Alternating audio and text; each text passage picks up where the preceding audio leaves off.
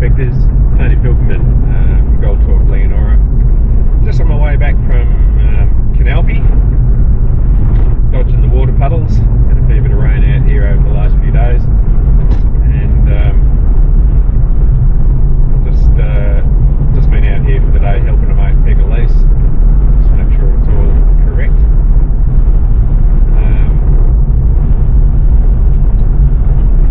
If you hear me scream like a 5-year-old and hit the brakes suddenly, you know that I'm about to plunge into another waterlogged abyss, such as the one we have in front of us now. I'll just get through this thing without going sideways.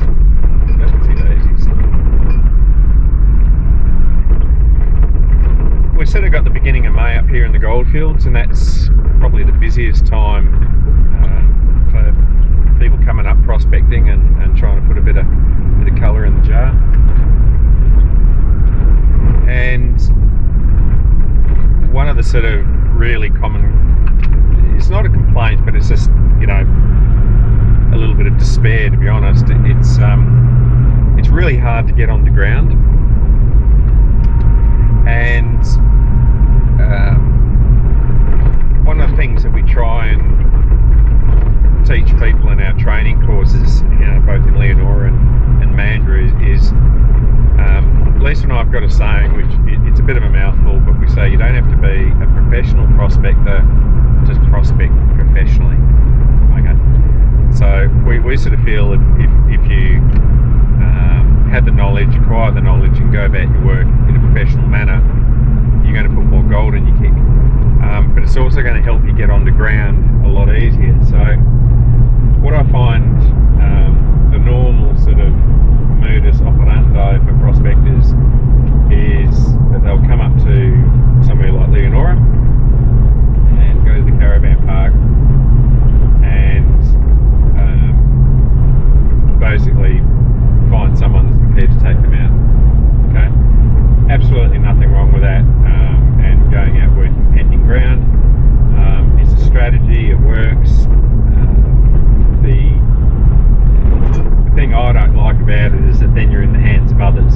Have they done research, or are they just going out to areas that can be legally accessed by pending vacant ground land? I'm a huge fan of doing a little bit of research. It doesn't have to be mind-numbingly boring research. Cattle breed. Good thing we've got a sports camera. But just a little bit of direction's a good thing, and the main thing I just wanted to talk about on this little trip home was getting onto company ground. And I've given a couple of talks with Apple members about how to go about it, so I just thought I'd put it out there on our excellent YouTube channel. The thing to remember is that ultimately, and I know this is a harsh way to look at it, but I tend to be a bit of a blunt instrument, but if you're calling up companies or sending them an email, whatever you're doing, you got to understand that you are a pain in the ass to that company, right? What have you got to offer them that's worth their time? I know that's a very blunt way of putting it, but it's pretty close to the bloody truth. They're very busy and important people, and here you are calling up in April and May saying, I can, myself and my partner, go out onto your lease for 2 weeks. What's in it for them? And the answer is, most of the time, absolutely nothing. The way that they approached is there's absolutely nothing in it for them. The thing to understand that what is in it for them, depending on the size of the company, but is your time, and your time is worth money. Your time is worth about $450 a day, and that's not a figure that we pluck out of thin air. We say that we can justify that. An Aboriginal traditional owner, a TO, they'll get about $600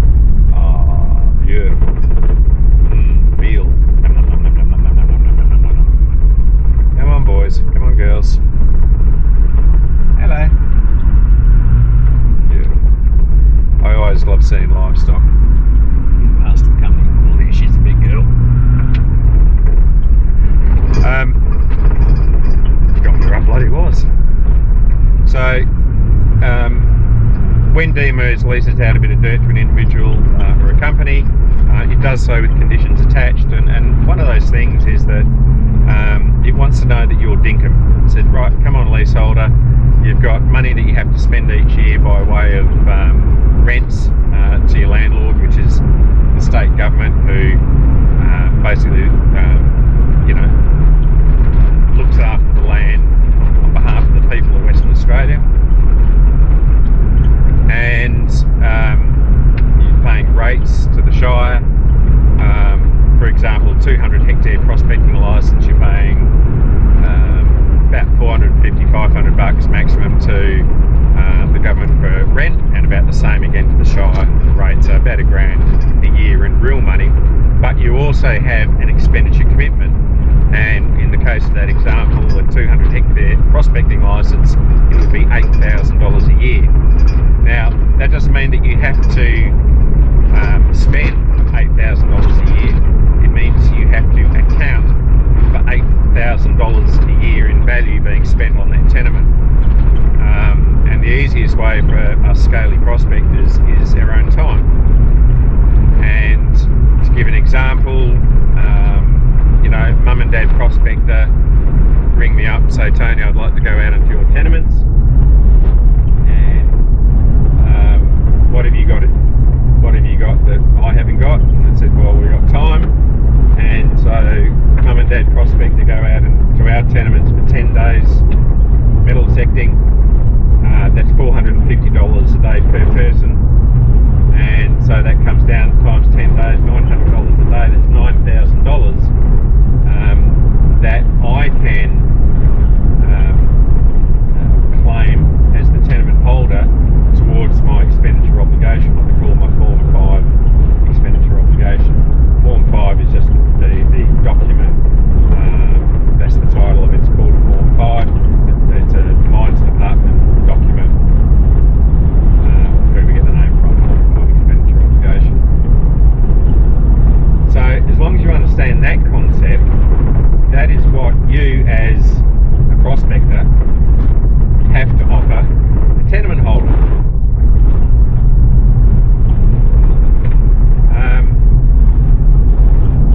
And it's about the only thing. Now, in the times of that we have at the moment, where there is so much money in mining at the moment, we're in the middle of we're somewhere along the ways, the top of a massive mining boom, and the market's absolutely white hot at the moment. So that means there's lots of money in the stock market. There's plenty of money getting punched into holes in the ground. Everyone's making expenditure. Everyone's happy. So it's a harder sizzle to sell, as they say, because at the moment they don't really need your expenditure. But when times are tough, it's so I'll be actually, and I've seen it before many years ago, where the companies are actually advertising to prospectors to metal detect on their tenements so that they make expenditure. The thing that I'd say is that when you contact these companies, get that onto the table as quick as possible. So today I'm Tony Pilkington from Leonora, and my wife and I are professional prospectors. We're trying to gain access to such and such a tenement. We see that you've got an expenditure coming up of $8,000 for the tenement. We'll be there for 10 days, which will give you $9,000. So that'll meet your Form 5 obligation.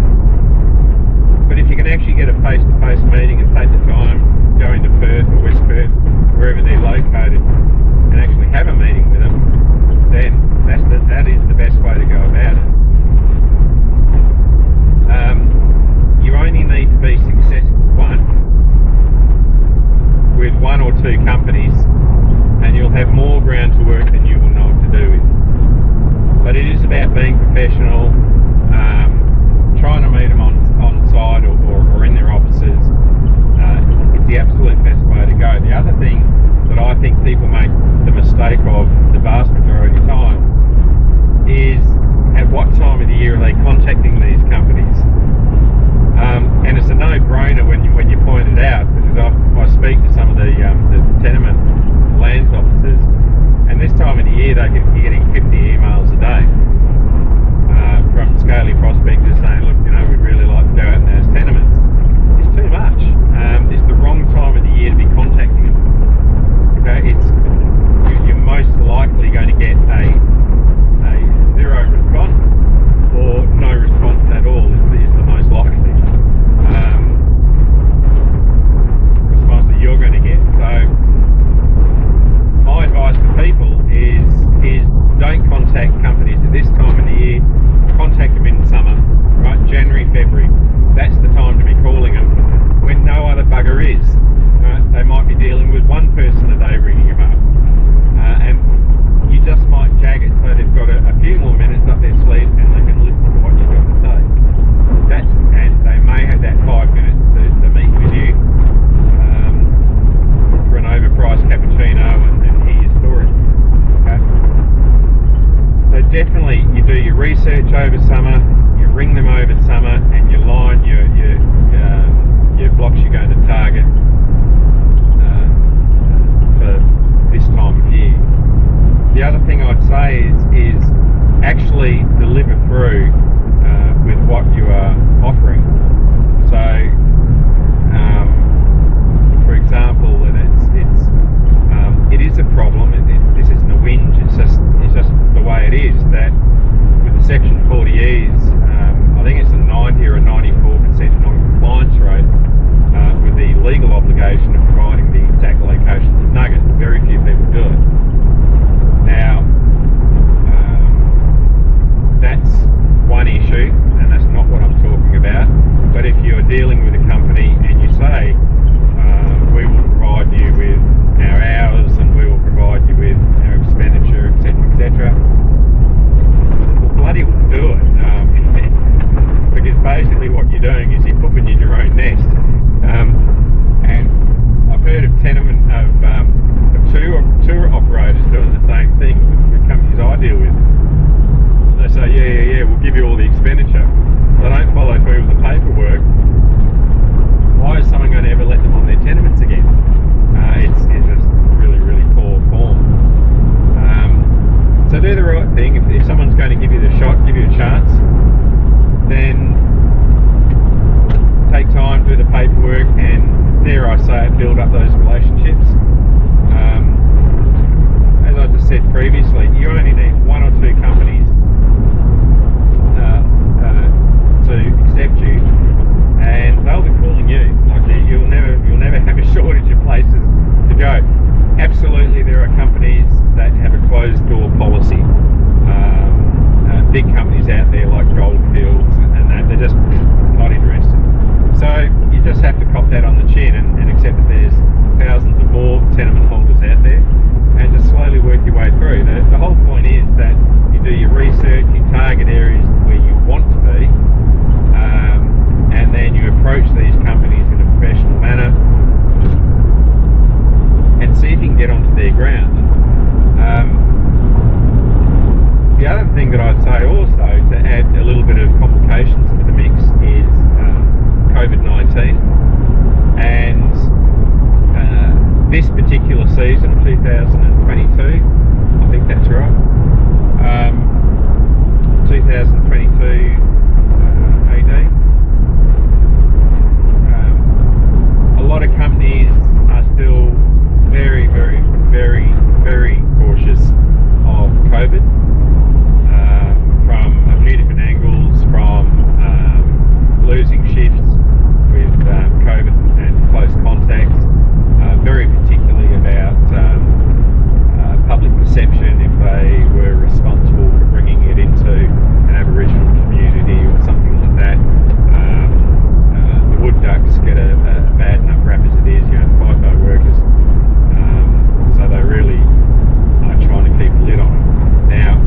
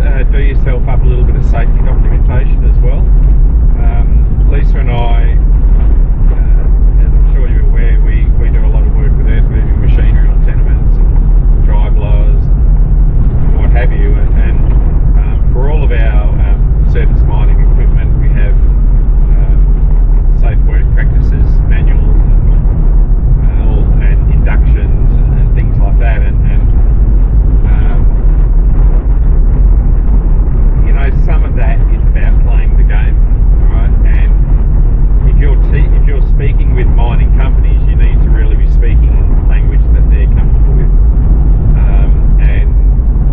And I don't think it would hurt.